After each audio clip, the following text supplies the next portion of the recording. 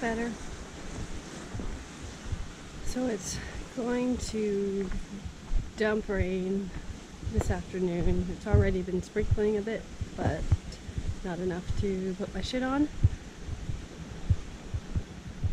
Rain kind of sucks, but how are you gonna hike a month or more and avoid that? You're just not. Today I thought I would talk about something a little bit more light than the work crap. I have some heavy hitting topics to come, but I'd like to spread them out. Today I was going to talk about my history of sports and the outdoors and how I got here. I went on my very first backpacking trip at about the age of 14, I think. And then I started going on canoe trips not long after that, and did many years of canoe tripping. I feel like in Ontario canoe tripping is a little bit more popular. There's a lot of provincial and national parks set up for... Penny, get the fuck over here. Go on. That are better suited for canoe trips because lakes and streams and rivers are abundant. I don't really particularly enjoy canoe tripping. I like the act of canoeing, but pulling all that shit over portages is huge pain in the ass. Yeah, so I actually took my husband on this canoe trip for our honeymoon, and I'm pretty sure by the end of it he said, I'm never going canoeing again. We got along just fine, but canoeing isn't really his thing.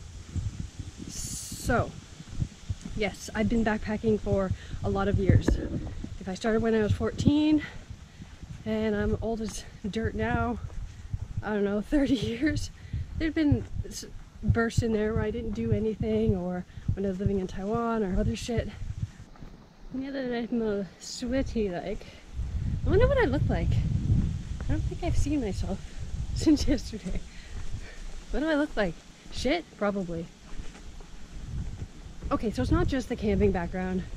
When I was younger, I played softball for 9 years, like a nerd.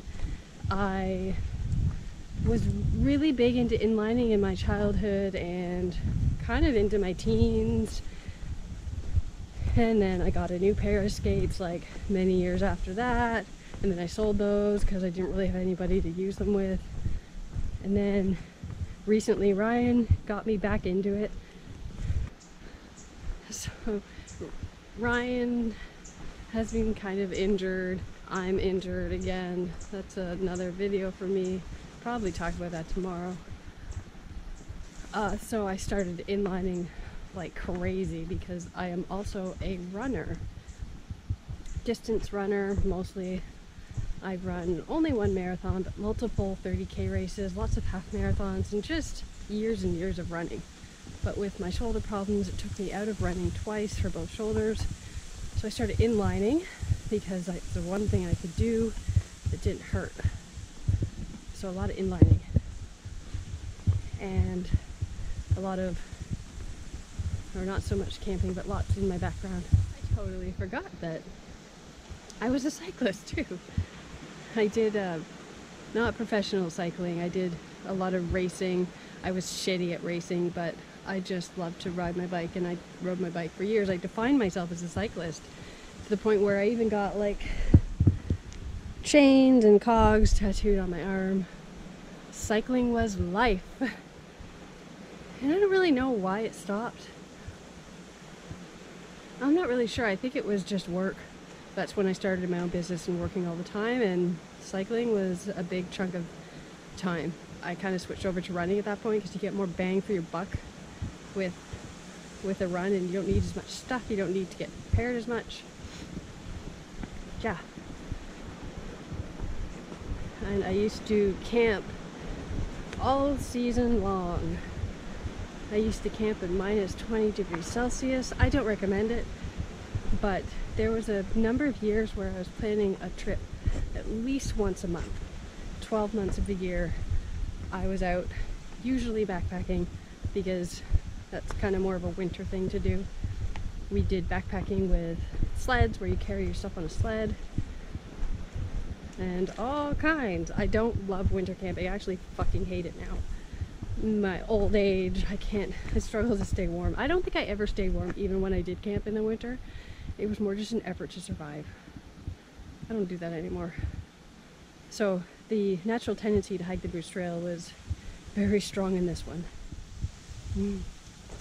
Halfway logged up. I don't have to take a dump, but don't mind if I do. Take a wee pee in these gorgeous bathrooms. Yes, please.